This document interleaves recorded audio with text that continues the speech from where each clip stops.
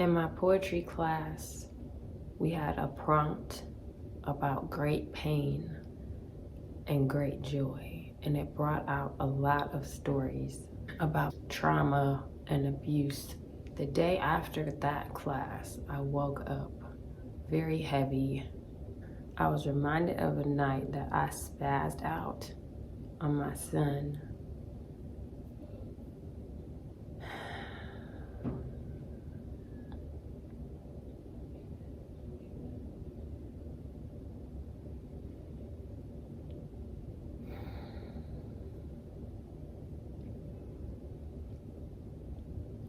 And so I wrote.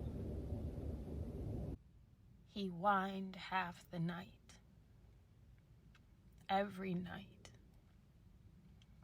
clueless to the truth that we're both deregulated, and deep breaths stopped working after the first 10 minutes, not knowing the fight in a balled fist, white-knuckling to try to get a hold of myself, the whiplash waiting for me every 10th second, the plight of being burned out, feeling helpless and exhausted, how my calm caves under the weight of constant stimulation. My chest is too tight for prayers to stretch up and out of my shouting, wits lost, jump up ready to swing until the sound stops. It never did. I just changed it. My poor actions making his sobs rich.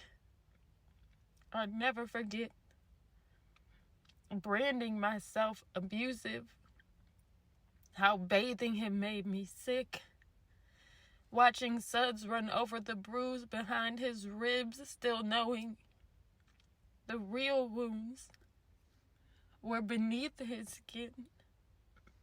I remember telling him that what mommy did was not okay, that I was sorry, that he could feel all the ways. Remember praying not to be the genesis of toxic relationship dynamics one day, the shock and terror pasted on my baby's face.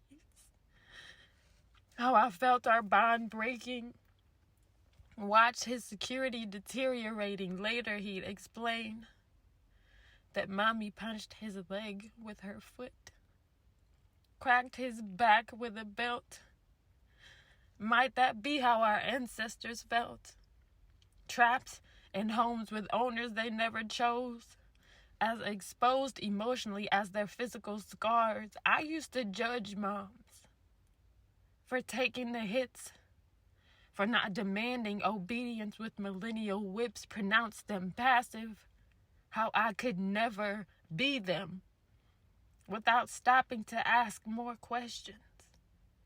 That it might have nothing to do with them spoiling their children rotten. That they've learned the lowest of their limits and vowed to never whoop their kids again with a good reason. How they haven't forgiven themselves yet, but hope to. Somehow. That now I'll always have something to cry about.